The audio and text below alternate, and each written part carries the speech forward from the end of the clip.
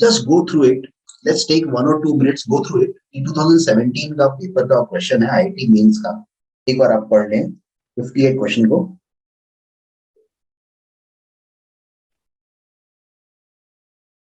तो अपन सबने surface tension chapter पढ़ा है. There is a relation between height rise of a liquid in capillary tube and surface tension. वो relationship को दिया हुआ है. Surface tension is given by RHG by 2 into 10 to the power 3. This is the formula which they have given for the surface tension. Now, यहाँ पे बच्चों diameter of capillary दिया हुआ है. This is given. Rise in water दे रखा है. This is given. Value of small g is given. यहाँ तक समझ आ गया सबको? तीनों चीज दी हुई है. Yes. अब मुझे पूछा मैक्सिमम पॉसिबल एरर क्या होगा. तो यहाँ पे एरर प्रोपोगेट करेगा क्योंकि अपने को पता है जो भी कैलकुलेशन आपने की है तो उसमें रेडियस में एरर होगा, हाइट में एरर होगा और जी की वैल्यू में भी एरर होगा. तो जब तीनों में एरर होगा तो डेफिनेटली सरफेस टेंशन की वैल्यू में भी एरर होगा. ठीक है. यहाँ पे आर की पावर 1 है, एच की पावर 1 है और जी की पावर भी 1 है. ठीक है. अच्छा, अब डायमीटर का आधा होता है रेडियस. इसमें कितना एरर है कैसे पता चले अपना. तो आपने लास्ट क्लास में सिग्निफिकेंट फिगर पढ़ा था. सिग्निफिकेंट फिगर में अपने को पता है कि जो रीडिंग लिया उसमें 1 पक्का श्योर है अपन, 2 पक्का श्योर है अपन. डाउट किस में हो सकता है, कौन सी डिजिट में डाउट है, 5 में है ना. ये बताया था ना, 5 में डाउट है. इसका मतलब अगर इसमें एरर है तो वो कितना हो जाएगा बेटा, 0.01 का, क्योंकि I am not sure about this digit 5. क्या ये बात समझ आ गई? Is it okay? 0.01 क्यों? क्योंकि बेटा लास्ट वाली डिजिट में तो एरर अपन मानते हैं ना डाउट सिग्नेट फिगर्स में. इसलिए तो गड़बड़ हो सकती है. तो कितने की गड़बड़ हो सकती है भाई, 5 की जगह हो सकता है 6 हो या 4 हो. ये हो सकता है ना यहाँ पे. क्योंकि जिस आदमी ने ये वैल्यू लिखी है, he is very sure about 1, he is sure about 2, he has a doubt about 5. ये पढ़ा था ना कल क्लास में सिग्नेट फिगर्स में. Yes sir. तो इसलिए 5 में गड़बड़ हो सकती है, तो या तो वो 6 हो सकता है या 4 हो सकता है. तो कितने का एरर हो सकता है, 0.01 हो सकता है. यस सर, लेकिन सर उससे ज्यादा भी तो हो सकती है, या फिर हम 0.01 लेके चलते हैं. नहीं, जब रीडिंग लिखते हैं तो यही मानते हैं, लास्ट डिजिट में एरर मानते हैं. ठीक है. यस. Is it okay? अच्छा भाई, जो भी आदमी मेजर कर रहा है स्केल से, उसको इन दोनों के बारे में कोई प्रॉब्लम ही नहीं है. इसी में कहीं फिगर में गड़बड़ हो सकती है बस, है ना, ये मान सकते हैं. ऐसे ही सेम थिंग यहाँ पे भी गड़बड़ 0.1 की हो सकती है. सही है, क्योंकि 5 में डाउट है अपने को.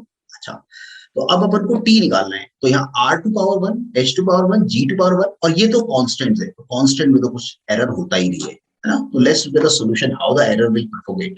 ठीक है, मैं डायरेक्ट सॉल्यूशन दिखाता हूँ. 58. Okay, now look at this. तो surface tension T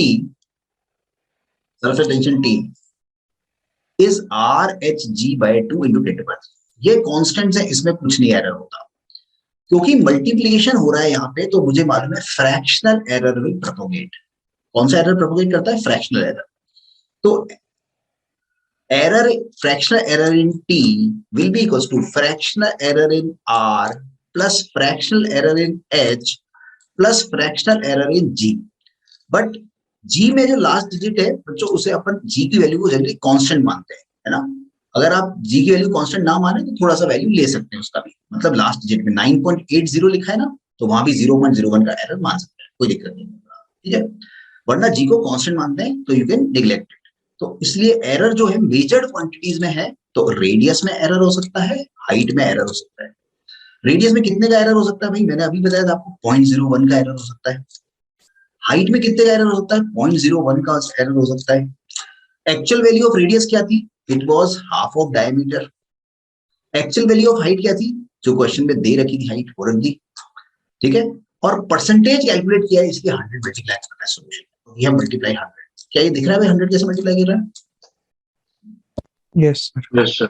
Now we'll simplify it and get the answer. So answer is around 1.5. क्या ये समझ में आ गया सबको? Yes. Yes. Yes, sir. चलो let's look at question number 59. ये भी 2017 के पेपर का ही है, एक बार देखें। यहाँ पावर वाले फंक्शन है 59, एक बार पढ़ो बेटा सब लोग आराम से 59 को। Look at 59,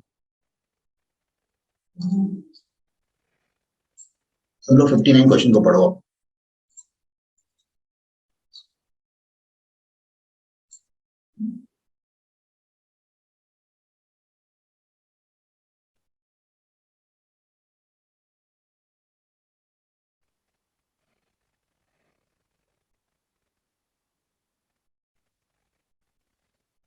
quantity P A की पावर हाफ है, B की पावर 2 है, C की पावर 3 है और D की पावर -4 है।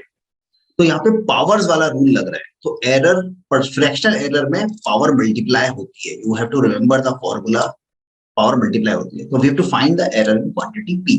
Let's look at the solution now. In this problem,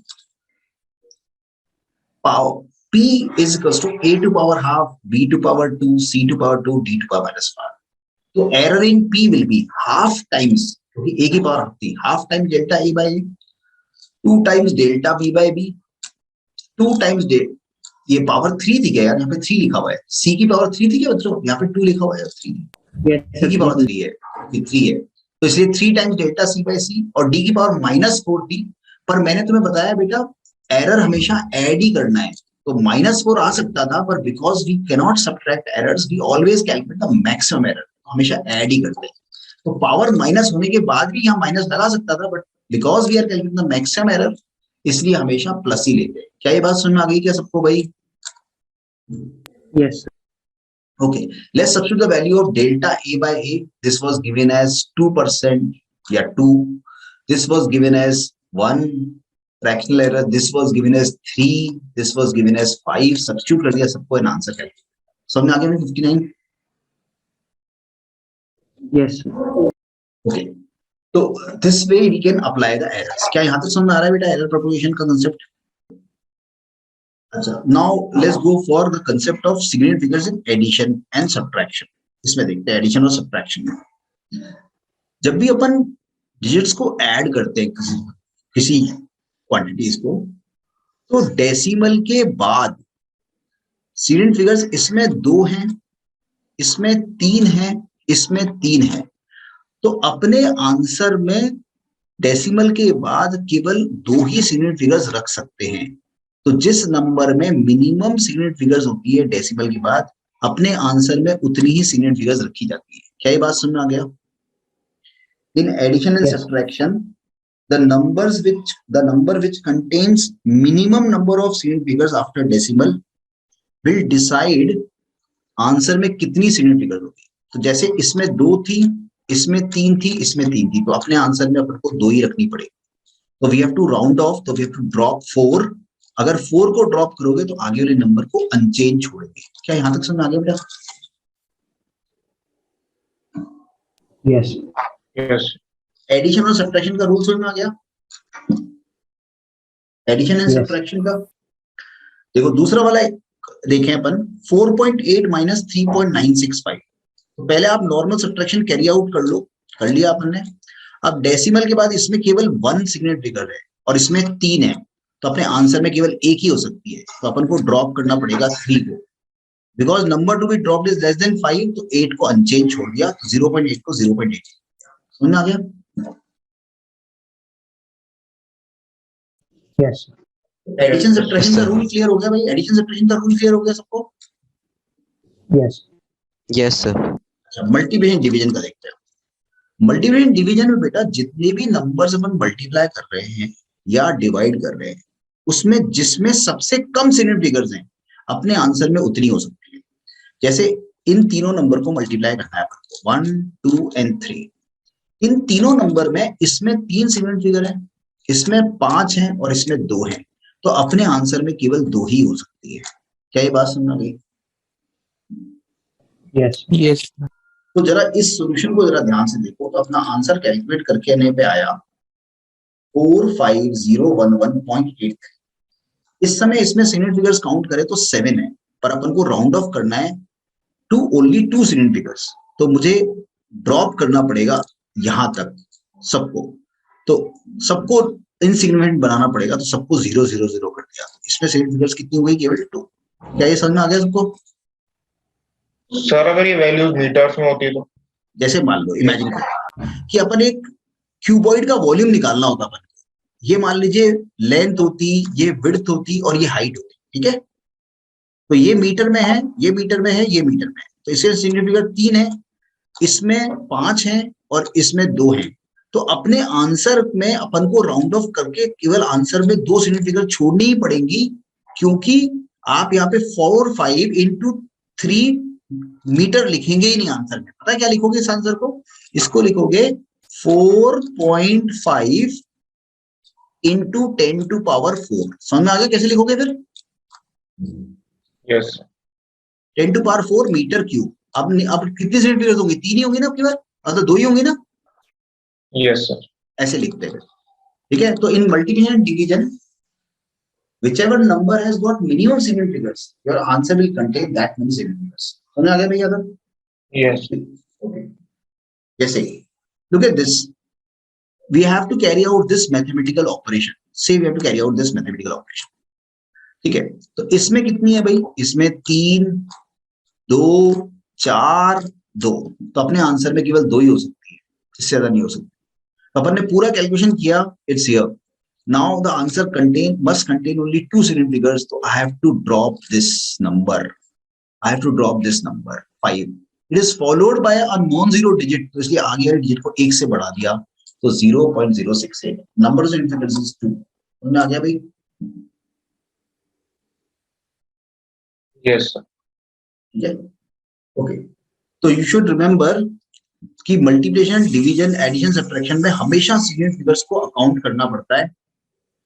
तो इसमें यहाँ लिख रखा है whenever doing different kind of operations or measurement significant figures, evaluate the significant figures in immediate answer. तो हर आंसर में significant figures को क्या इवेल्युएट करो और फिर आगे बढ़ते जाओ। क्या ये बात सुन आ रही है भाई? यस ज्यादातर अपने यहाँ क्वेश्चन जो आते हैं, ज्यादातर जो क्वेश्चन आते हैं बच्चों, उनको अपन ऐसे ऊपर वाले मेथड से करते हैं, हर बार नहीं कैलकुलेट करते, पूरा कैलकुलेट कर लो और फिर लास्ट में रूल लगा।